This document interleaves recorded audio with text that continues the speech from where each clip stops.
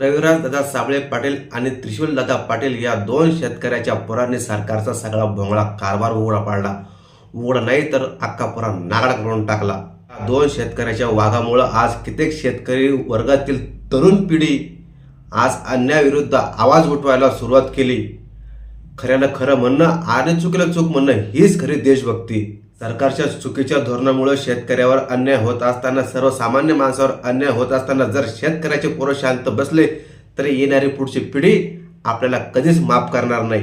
रविराज दादा साबळे पाटील, त्रिशूल पाटील आणि मंगेश दादा साबळे आणि अशा असंख्य कित्येक शेतकरी बांधवांनी जर शेतकरी तरुण वर्गातील मुलं जर निर्भीडपणे चुकीच्या धोरणाविरुद्ध आवाज उठवायला शिकले, अन्यायाविरुद्ध बंड पुकारायला शिकले तर नक्कीच पुन्हा शेतकऱ्याला सोन्याचे दिवस आल्याशिवाय राहणार नाही.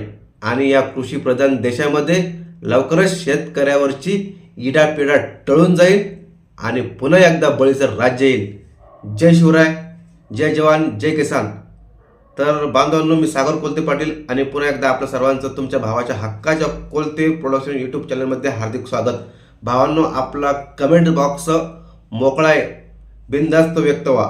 सरकारच्या हुकुमशाहीचे, अन्यायाचे पितळ ह्या दोघांनी उघडे केले व भोंगळ्या कारभाराचे सारे हलवले सूत्र. याला कारणीभूत म्हणजे शेतकऱ्याचे हे दोन पुत्र. दोन शेतकरी बांधवांचा आवाज दाबण्यासाठी सरकारने काही पाळीव कुत्रे दलाल यांना पाठवले व त्या दलालांनी या दोन शेतकऱ्याच्या वाघांना चारी बाजूने घेरले.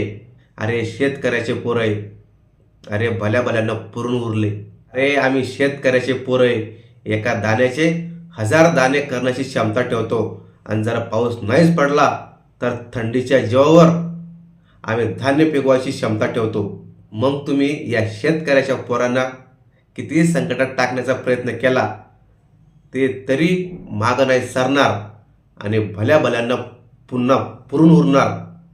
हा देश कृषीप्रधान आहे, हा देश शेतकऱ्यांचा आहे आणि इथं आवाज सुद्धा शेतकऱ्यांचा असणार.